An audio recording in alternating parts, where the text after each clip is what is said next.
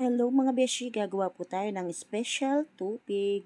Ayan po, nagsasalab po tayo ng dahon ng saging para po sa ating tupig. Ayan, kasi po dapat dadaan niya ng salab ng saging, dinasalab kasi nga po, pag po linagyan natin yung ating tupig mga beshi, para hindi malutong. Ayan, pagkatapos po ng pagsasalab natin, kailangan din po natin siyang punasan para po siguradong malinis na malinis yung ating dahon ng saging mga beshi.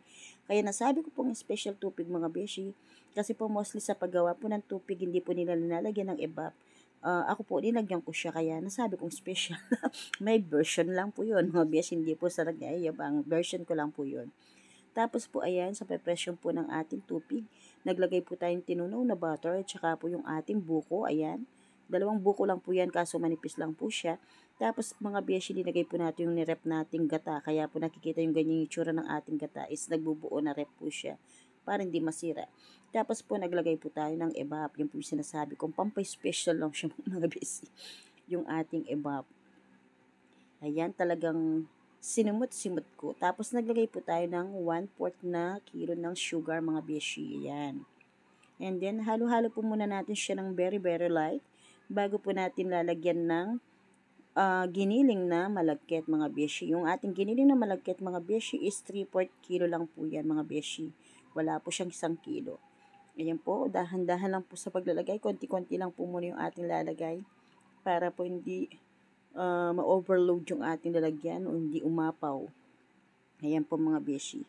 Kailangan po muna natin ihalo-halo bago po natin lagay yung iba pang kasunod ng ating giniling na malagkit. Ayan mga beshi, minimekos-mekos po natin yung ating giniling na malagkit na nilagay sa ating mga pang sangkap ng tubig. And then ayan, bubus na po natin lahat yung natira mga beshi. Ayan po siya. And then, mimekos-mekos din po natin siya ulit, mga beshi ko. Tignan niyo po, mga beshi. Ayan po. Mekos-mekos lang siya ng dahon-dahan. Bago po natin siya lalagyan ulit ng ating liquid, mga beshi. Kasi kulang po ng konting liquid yan, mga beshi. Gusto ko po sa paggawa ng tupig ko, medyo liquid po siya. Para pag naluto siya, mga beshi, siguradong lutong-luto po yung buko, tsaka masarap siya. Ayan po mga beshi, yung preparasyon ng ating paggawa ng tupig. Ganyan lang po siya. Pero yung ating po, hindi po tayo gagamit ng uling. Dahil nga po tamad tayong mag-ihaw. Ang gagawin po natin is sakalan lang po natin lulutuin. Lalagay po natin sa ating kawali, mga beshi. Ayan po, nakadami na po tayong ginawa ng tupig. Ayan na po, nakalagay na po sa kawali yung ating mga ginawang tupig, mga beshi. Yung sa akin po, tinatakpan ko para siguradong kumulong-kumulo siya. At saka po parang hindi lumutong masyado yung ating mga balat ng saging. Tignan nyo po mga beshi, nagpapaw siya. Ayan. Kaya tinatakpan ko po siya. At saka yung pagluluto po natin mga beshi is para nagpapahihin ka lang po ng kanin. Para siguradong maluto at hindi lasang, yung sa Kapampangan, tawag po nila is lasang tapong. Yung parang sariwang lasa pa. Yung nangingibabaw pa yung lasa ng giniling na malagkit. Kaya po tinatakpan ko siya lalo para kumukulo siya sa loob ng dahon ng saging. Tapos mga beshi, ayan, nakapagluto na po tayo. Ayan. Papakita po natin yung ating naluto na using po ng ating kawali mga beshi. Ayan, talagang simple lang po siya, hindi siya sunog na sunog mga beshi. At saka yung ating dahon ng saging, hindi po siya yung nagkokrack dahil nga po tinakpan natin para kumunat siya ng bahagya. Dahil magmo-moist po nun pagka tinakpan.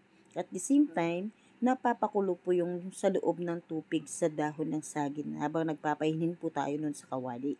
Ayan po mga beshi yung iba nating naluto. Tapos po mga beshi, ayan po yung sample pa ng ating binukas na tupig mga beshi. Ayan po. Ganyan lang po kasimple yung ating paggawa ng tupig may version Kapampangan. Sa susunod po mga beshi, gagawa po ako ng tupig ay lalagyan ko rin po siya ng yema sa loob para malalong mas masarap. Ayan mga beshi yung ating style ng tupig mga beshi ko. Ayan po, nakagat na po siya. Masarap po siya pagka kinabukasan.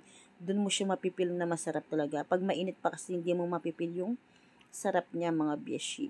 Partner sa kape mga beshi. Tupig na masarap. Ayan po mga beshi, yung ating nagawan tupig. Bali nakagawa po tayo ng 22 pieces na tupig sa 3/4 na giniling.